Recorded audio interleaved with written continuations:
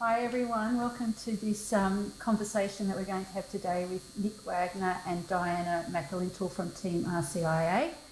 Welcome to Australia. You're at the end of your journey. Yes. Thank you. Thank you, Sharon. It's great to have you here. Are you feeling a little weary now that you're at the end, or are you still feeling powered? A little weary, but also sad that we have to leave this just beautiful community, this beautiful country. This is our second time here in Australia, and it just feels more and more like home for us. Yeah. Actually, that's the first time I heard you or met you was in Perth a couple of years ago. It might be nearly 3 years ago now, yeah. 3 years ago.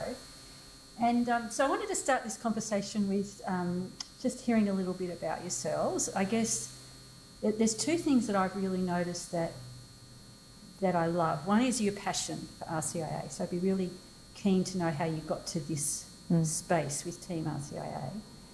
And the second thing that I've noticed, and I follow you a little bit on Facebook, and I see your little videos that you do and everything, there's a real passion between the two of you. You really feed off each other very well. So I'd sort of love to know a little bit about how you met and how that, you know, you don't always find two people whose passions seem to align, and maybe they didn't. Yeah. I don't know, but so maybe if we start with that bit first about how you met and how you discovered that you had sort of passions with this work, with this ministry. Yeah.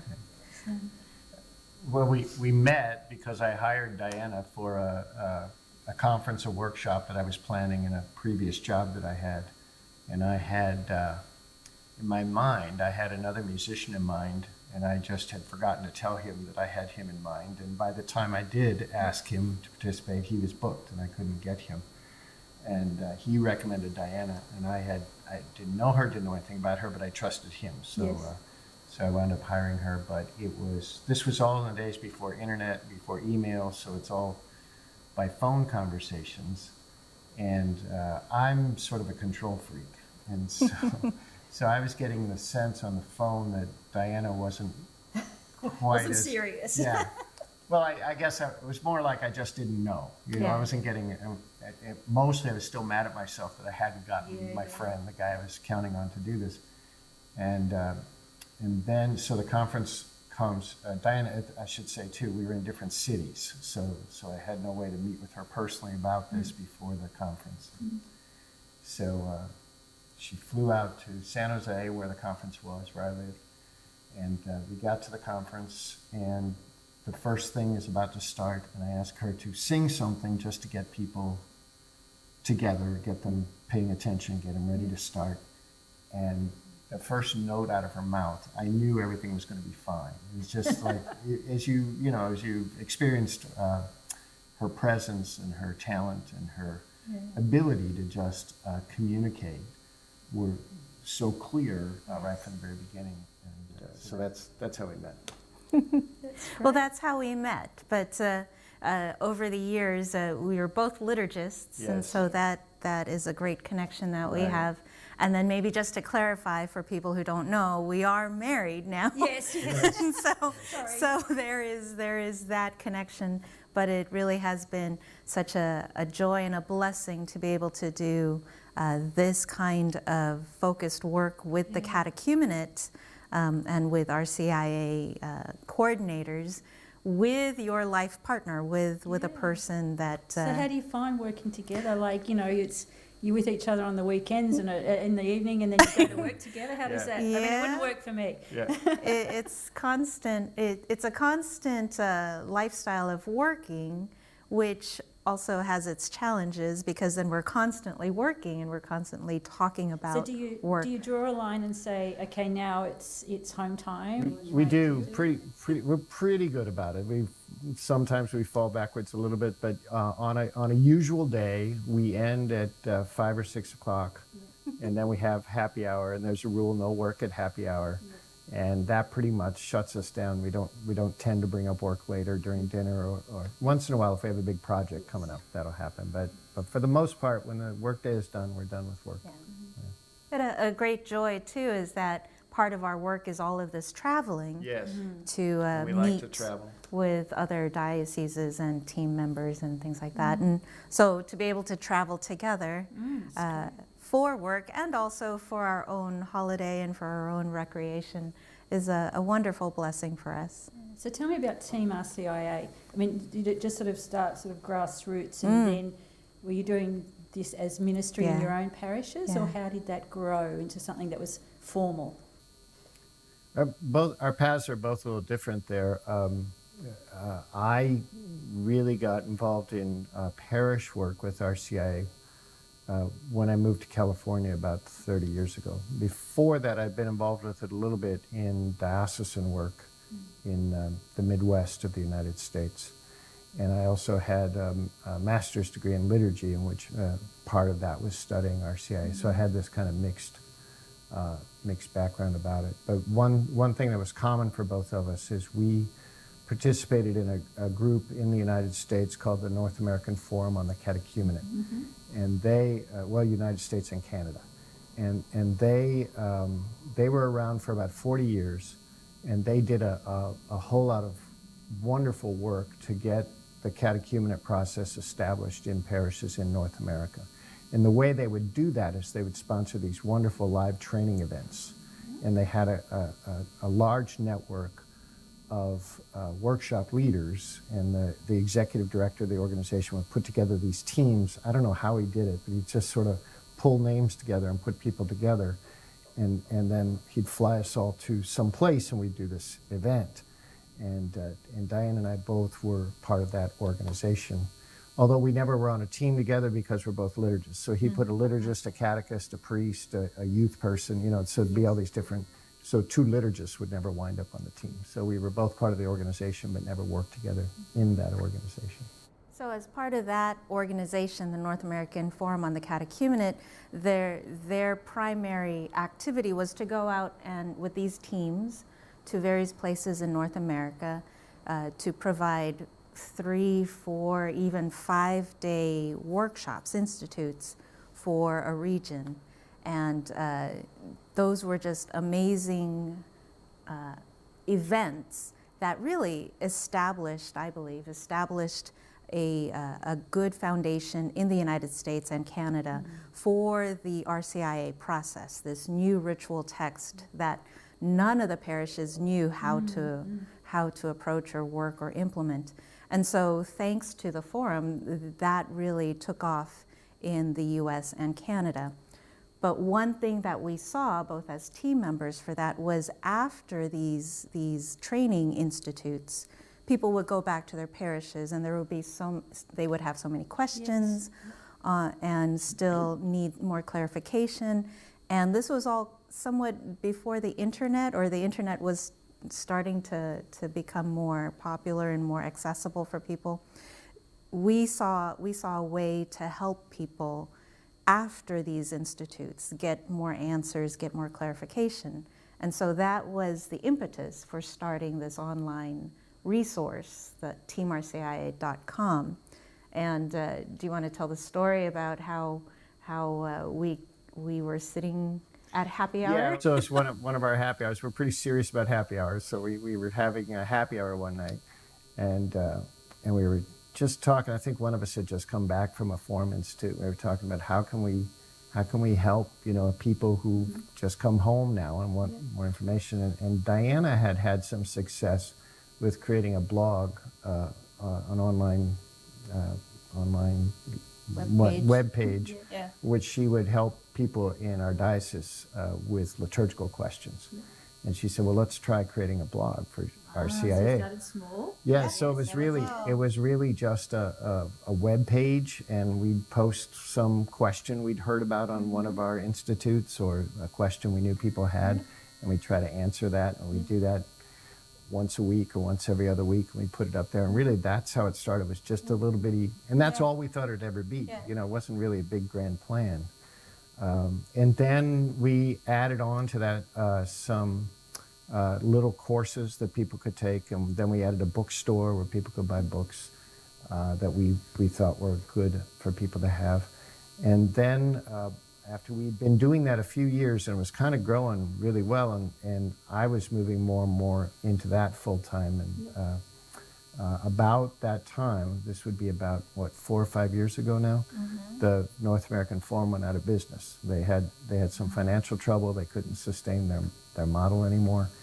And then we started getting phone calls to fulfill dates that the Forum had set up with dioceses and couldn't meet because they weren't there. And my first response was, no, we're an online ministry. We're not going to do that. And the Holy Spirit kind of laughed at us. And we kept getting calls. And so we prayed about it and really tried to imagine. We didn't want to recreate the Forum. That was kind of their thing. But we tried to imagine, what could we do with our gifts? And we're not a national organization. It's just kind of the two of us. How can we meet some of these needs? And so out of that, we developed some live training institutes that we added on to our online presence. We expanded our online presence. And then about that time, about 3 years ago, we got an email from folks in Australia asking us to come speak at your national conference on the catechumenate. And we didn't even really know we had that many followers in Australia. We knew we had some, but apparently if you put stuff up in English on websites, people from all over the world can read it. So that was a wonderful blessing and gift for us to discover that and come here and meet so many people so committed to catechumenate. So that these live institutes traveling around the world now is a major part of what we do as TeamRCIA.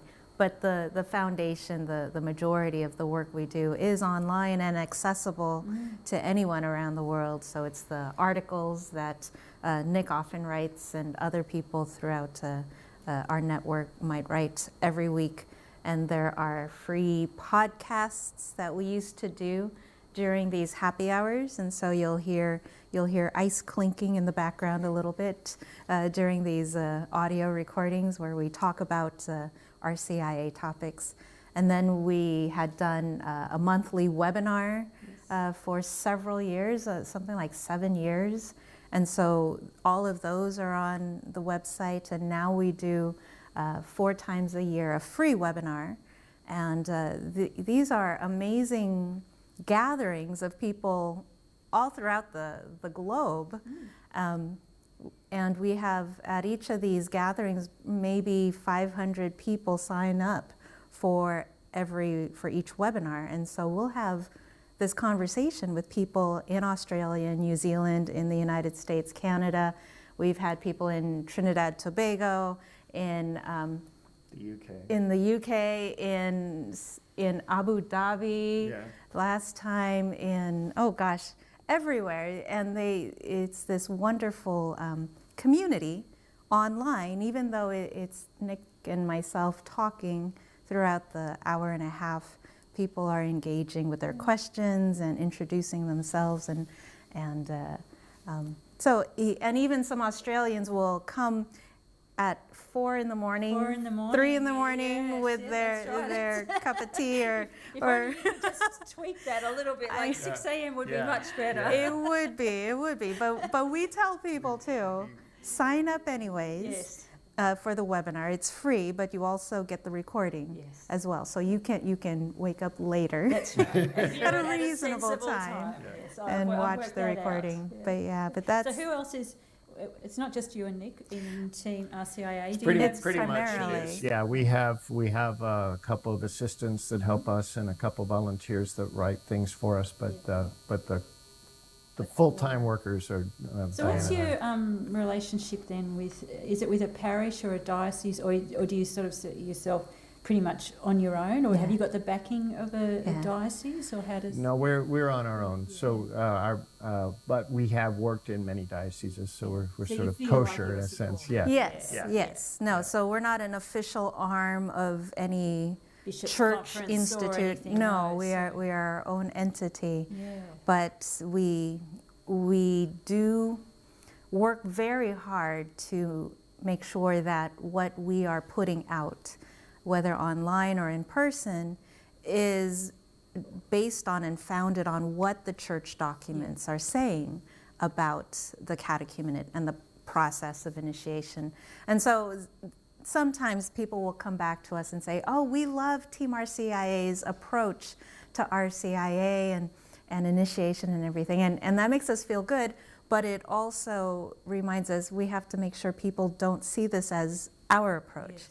This is what we're trying to communicate is the church's model and principles for initiation. It seems like a new approach or a different approach or our approach because so many people really haven't studied and dived into the teaching of the church on the catechumenate and read the text of the Rite of Christian Initiation of Adults.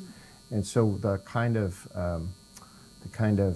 process or program that they're offering in their parishes is more often comes from Catholic publishers or a teacher in the parish who developed their process and that got handed down, or a priest that learned it somewhere and got transferred to that parish, or there are companies that are producing videos that really are sort of high school level theology courses that they're marketing as RCIA programs, and all of those things are what people get or have access to or feel comfortable with.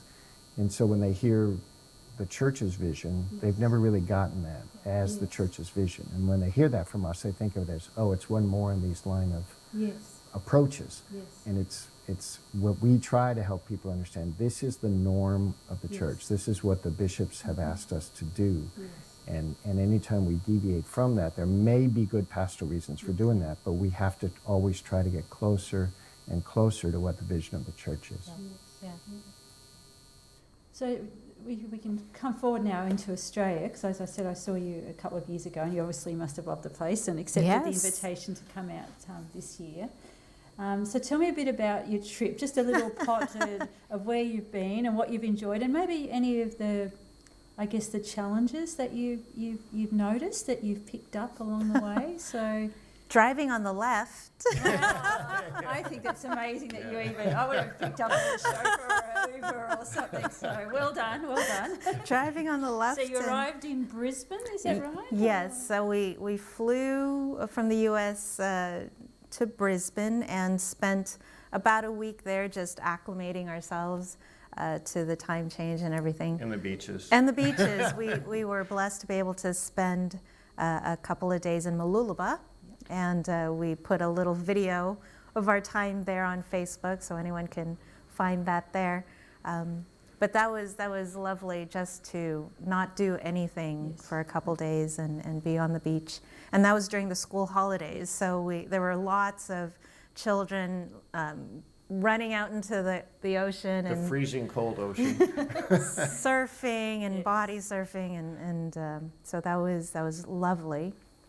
So that prepared us for the main reason why we were invited to be here, why I was invited to be here and Nick tagged along, was the National Conference for the Australian Pastoral Musicians Network were having their conference in Melbourne, and so I was one of the keynote speakers there. So we love Melbourne, and were able to spend almost a week there. And then, since we were going to be here for 5 weeks total, we had tagged on more gatherings with specific dioceses who wanted us to come. So then we went to Parramatta. We did a day-long training in Parramatta. And back to Brisbane, we did... but Parramatta...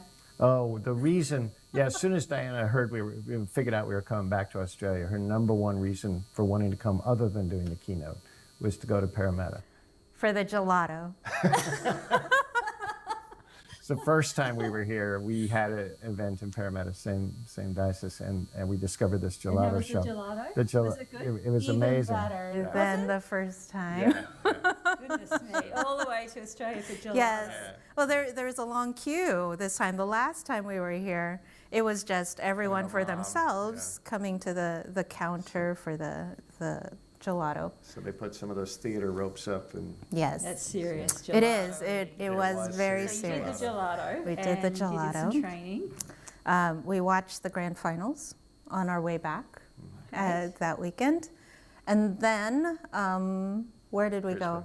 We had a couple workshops in Brisbane, and after that we had an event in Maitland, Newcastle. So that was just last weekend? Yes. Yes. So between Brisbane and Maitland, Newcastle, we drove from... You drove. I drove from Brisbane to Byron Bay and had a couple of just days for holiday there. And then to Coffs Harbour, spent a day there, had some wonderful dinners there, and then down to, where are we now? We're in Varroville. Varroville, in Varroville, yes. So that is our stay, our journey. That's great. Yeah. So when you've been here, you've probably heard that we're having a plenary. Yes. The Plenary 2020 Council. What have you picked up from that? What have you, the vibes or the energy or the lack of energy or what have you got any thoughts on that? Because I mean, for us, it's really big. Yes. For us, for those of us that have been involved in it, there's a lot of energy and a lot of passion, and so I'd be interested to hear what you... Yes. Well, I think you said energy or lack of energy, and I think I've picked up both from here, because from what I understand, there are listening sessions that are happening right now in parishes to help prepare for the plenary, and those are either well attended or not well attended, depending on the parish and depending on the energy of the leadership there to organize that. And then, from what we understand about the plenary, that we don't really have a similar thing, or haven't had a similar thing in the U.S. So it's, but what we understand, this is a nationwide conversation in which the bishops and the Catholic leadership are attempting to listen to the voice of the people of God. Well, not just in the United States, but worldwide, one process that has been similar that has found some good energy in the U.S. is the Encuentro process. Yes, that's a good point. So the worldwide Encuentro process, which begins at the grassroots level with the parishes and listening to the different communities in the parish, and then that moves to the diocesan level, and that moves to the national level, and then finally a worldwide convocation where all of those ideas and responses are brought forward. And so that to me sounds like what the plenary is attempting to do, to I've hear. not heard of that process. Oh, yeah. So the Encuentro process is primarily... Is it about a particular topic, or I think is they it have very themes broad each time. themes? Yeah. Well, it's not so much about a topic, it's about an audience. So the audience is focused primarily on youth and young adults in the Hispanic communities. But especially in the United States, because the Hispanic community is so integrated and really a major significant part of the national population, it really affects all of our parishes and all of our communities together.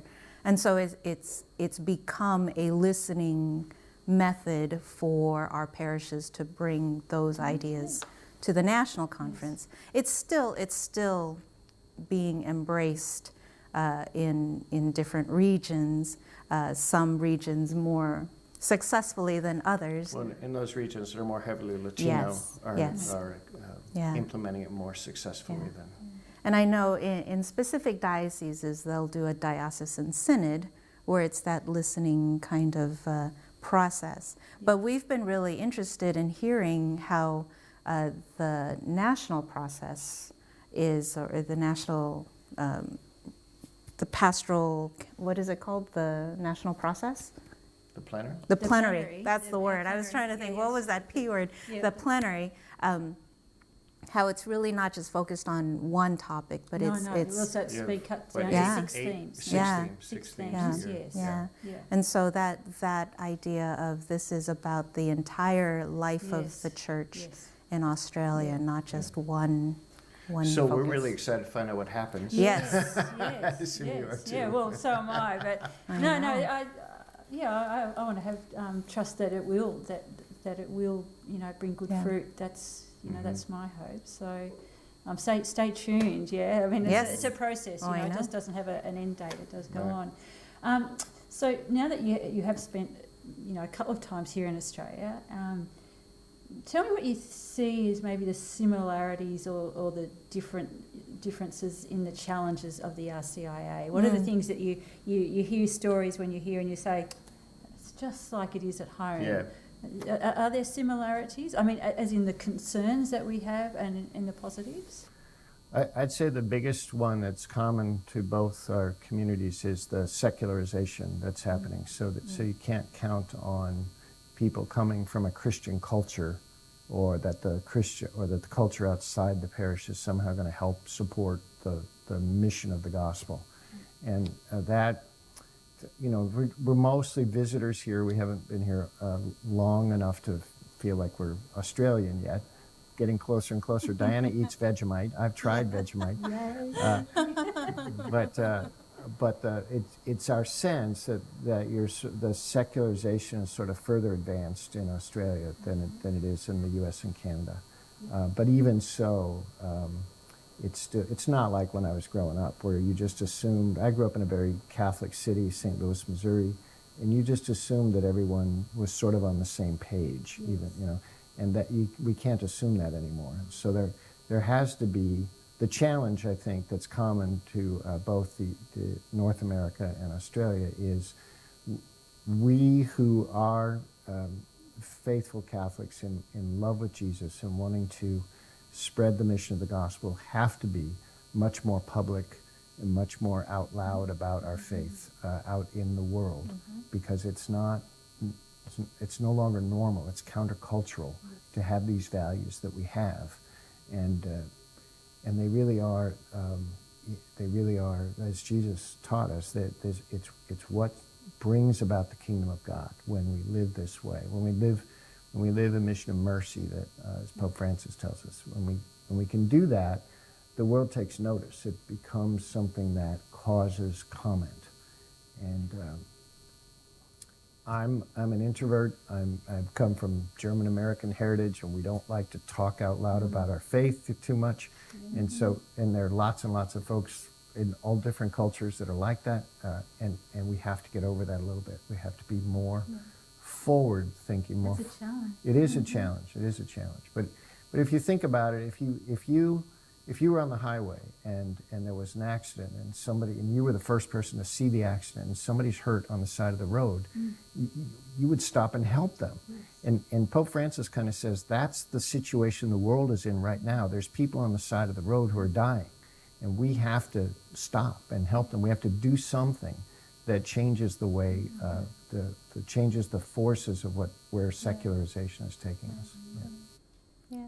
I think another common experience between Australia and the United States is this understanding, kind of a misperception that RCIA is primarily catechetical, a catechetical process.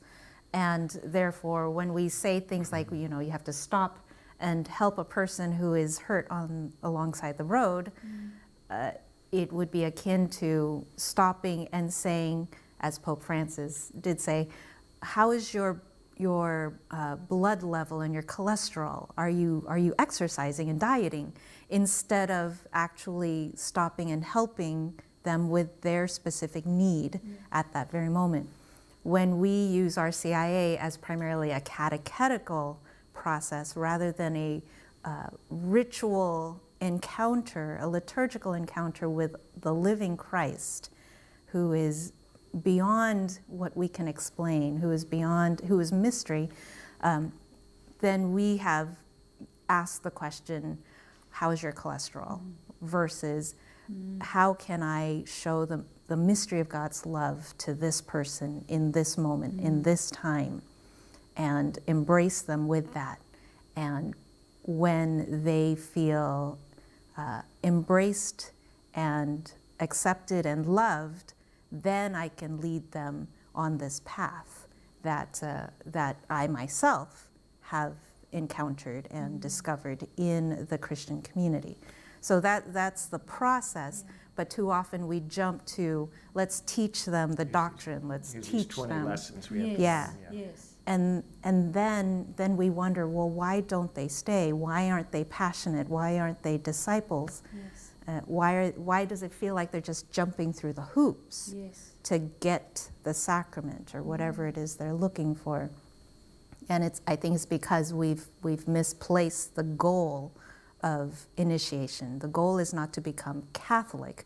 The goal is to become disciples who follow the way of Christ, Yes. and who go out to make other disciples, to preach by our life first, and then to say that message, that core message: God loves you, God is walking by your side, Jesus is present here in this Christian community, and we want to share that. That's a much harder approach, It though, is. isn't it, than giving them 20 lessons? I mean, 20 Yeah. lessons is much more convenient. Yes.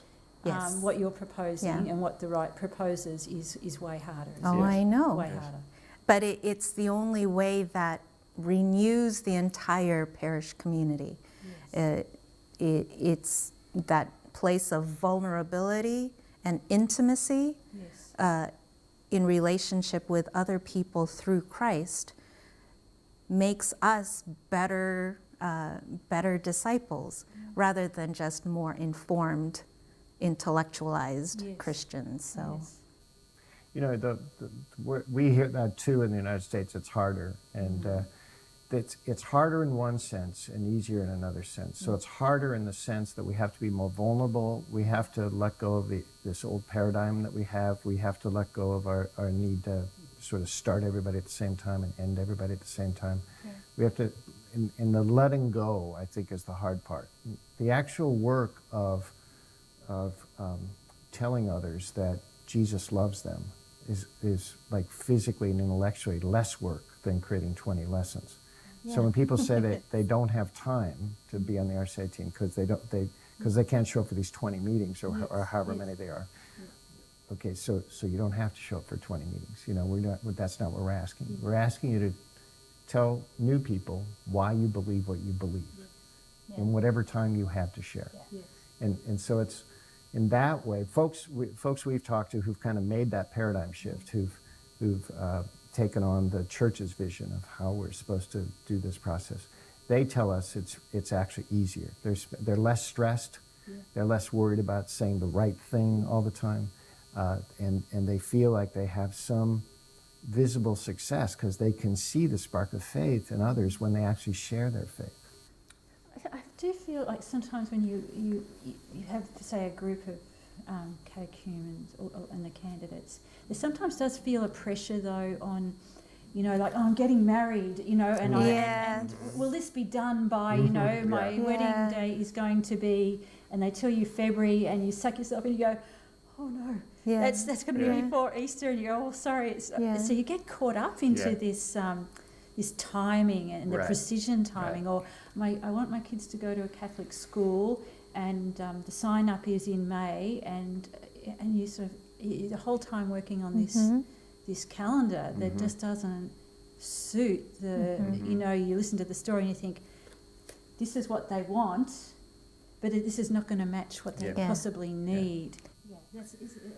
Well, so there's a mismatch in what we're offering and what they want. So what they want is to get married, or they want to join the Catholic school. And if we said to them, you can do that without becoming Catholic, they wouldn't sign up to become Catholic. And we say to them, well, to do that, you have to be Catholic. And that's a little bit on us. We're setting up a barrier to sort of get them on our page. If you sign up for our page, we'll sign up for your page. It's a quid pro quo kind of thing. And instead we have to think about, when this person comes to us and says, you know, we're getting married in February, what do we have to do? Then right away we have to, I believe, what the church is asking us to do, what Jesus asks us to do, what Pope Francis asks us to do, is to sort of listen to that person's wound. What is it that you most need right now from the church? Well, I need, if you really got behind I need a date for the church and I need a priest to marry. So if you got under that, like, what do you most need from the church right now? Well, I need some assurance that this marriage is going to work. I need some assurance I'm not making a mistake. I need a community that's going to support us after we get married and we don't have time to come to church, and we don't have, I need just some friends. Whatever, what's the wound? What's the thing on the side of the road? What is it this person actually needs? And then how do we respond to that without saying, here's all the hoops you have to go through before we'll marry you, or before we'll let you into the school, or whatever it is. But we're just so afraid to because if we try to get to those issues that are, if we peel back the onion and try to get at those issues that are really a lot deeper, that also means we have to be more revealing and vulnerable of ourselves. And it takes time. It takes doesn't time, it? yeah. Doesn't it? Yeah. And I've worked in places where someone said, well, that was a long conversation. You were on the phone for a Yeah. long time. Yeah. Haven't you got other Yeah. things to do? And I'm Right. thinking, Well, I've just heard a person's life story about Yeah. how they were married and then they're divorced, Yeah. but now they want to become Yeah. Catholic. That takes a long time, Yeah. that Yeah. story. Yeah. And they need to come back in for another cup of Yeah. coffee to Right. hear the rest. Exactly. So it takes time, doesn't Yeah. it? And that is the Yeah, work. That yeah. is the work we're supposed to do. So much of the other stuff that we call work, the administrative stuff, the busyness stuff, the scheduling, the logistics, that is secondary to the primary work of listening to other people's stories and being present with them. Yes. Jesus had the same problem. The disciples were always, come on, next town, we got to get on, we got to get this message out. And Jesus was like, let's just sit here for a while. I'm going to go pray. You guys, and like the woman at the well, Pope Francis tells this story a lot because it's so classic, they show up and they want to go convert Samaria. It's like they want to go around and preach the good news. And Jesus just stops at the well to talk to this one woman. And he's there for so long, the disciples get hungry, and so they go into town to get lunch. And they come back, and he's still talking to the woman. Yeah. And they're a little frustrated. The scripture says they start grumbling, it's because Jesus is not on schedule. And so then, it kind of wraps up this conversation.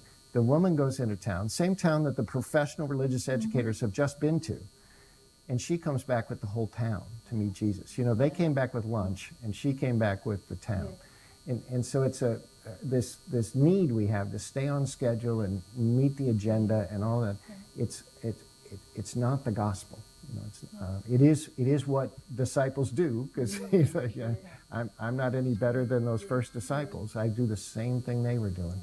But Jesus gives us a different path. He's, like Diana said, the first task is to just listen to what the wound is, listen to what the need is, and then try to be a healing presence to that, and that evangelizes. Nick and Diana, thank you very much. It's great to know a little bit more about you and your mission and your passion. Thanks for sharing some time with us You're today. welcome. Thank you. Thank you.